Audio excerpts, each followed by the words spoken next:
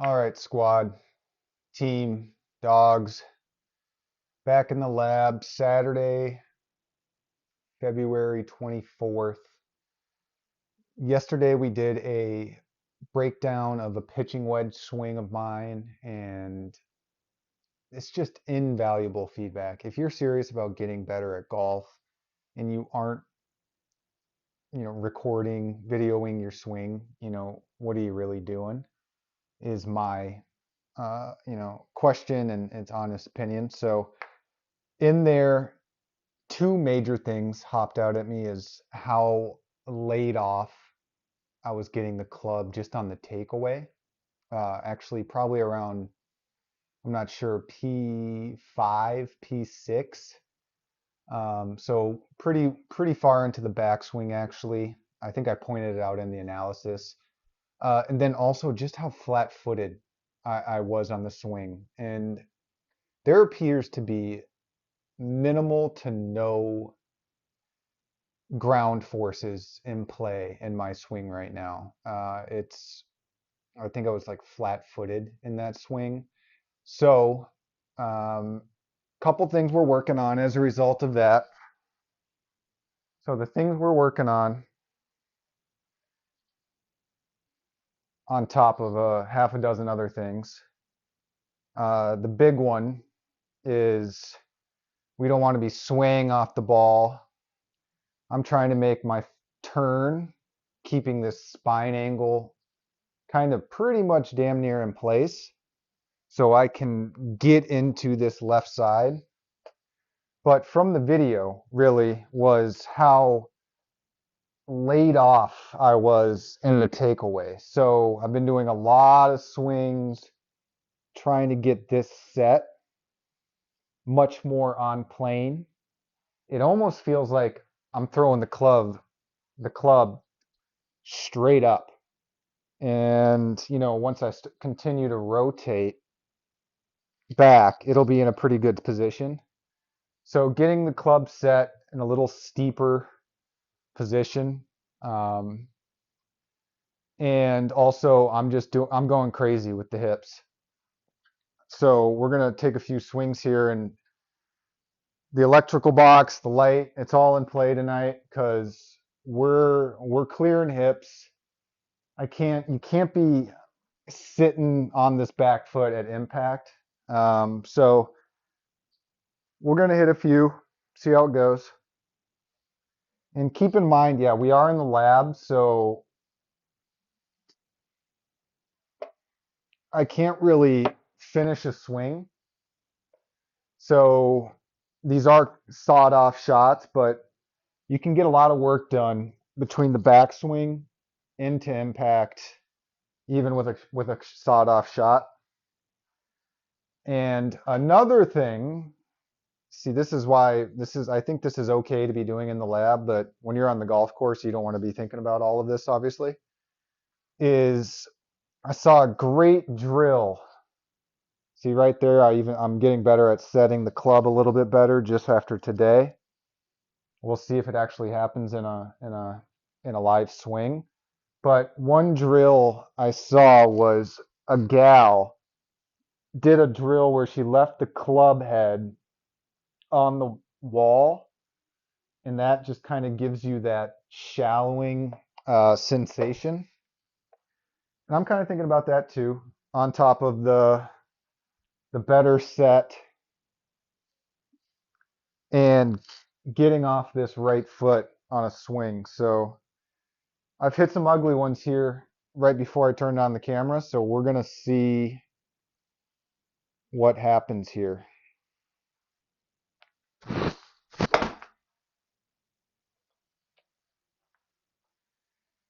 that would be interesting to cut down, to cut up slow-mo, just to see what happened to to see what happened between if I actually did this or if I actually did that, and just to see how much I actually rotated my hips. I'm actually trying to kind of go out of control, just do an overfeel and get over here and clear these things because they're so inactive. So we'll see.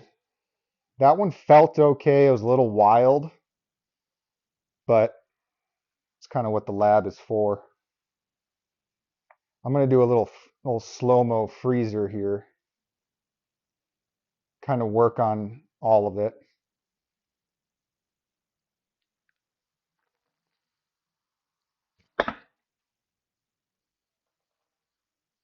And that is just, I didn't chunk it. So if you've been following along, I've been having contact issues hitting behind it, but stabilizing this spine, I can feel myself staying centered. And so I haven't chunked it really at all today. I've hit a lot of balls today, and that was okay. So we'll hit one more.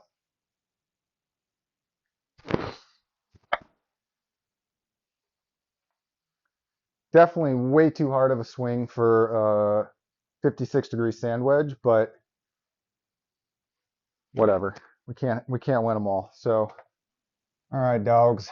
For the sign off today, I've been obviously watching. I watch more YouTube than I do probably regular television, and it's all golf instruction, just old golf rounds, trying to fall asleep at night. I think I was watching the 2002 PGA Championship or US Open. Yeah, it was US Open. Retief Goosen won it a few nights ago. But through all of this golf content consumption, there's been a handful of people that, through the online discussions, that you consistently hear about being like the best ball strikers of all time. And it's Ben Hogan, Mo Norman, Tiger Woods, and now that this person has just came into my consciousness recently is Mac O'Grady. Mac O'Grady. Um, and he's like revered by a ton of folks. He's just a golf swing guru. Came up in the 70s and 80s. Went to Q school 16 times. Didn't make it. 17th time he made it. Got onto the tour. Won a couple tournaments.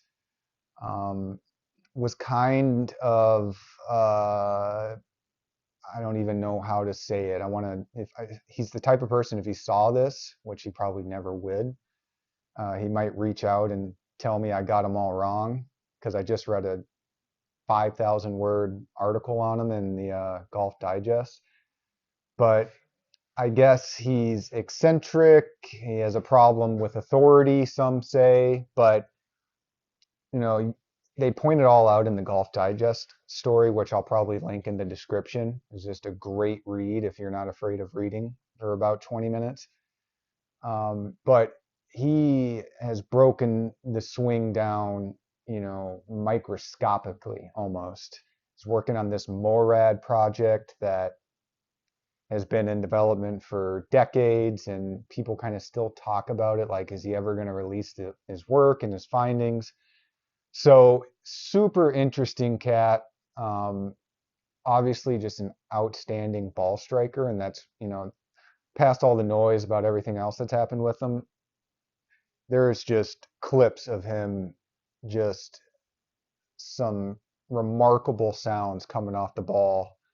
Um, and a lot of the things you can't really get full lessons that he's given. He's kind of plays and works in the shadows, and has some very strict rules about who he engages with and who his students engage with. But I implore you to check him out. He's got this, unforgettable voice, and he's just a stalwart in my mind whenever I'm thinking about great ball strikers. You got Ben Hogan, Mo Norman, Tiger Woods, Mac O'Grady, and pretty soon probably going to be in that conversation is Scotty Scheffler.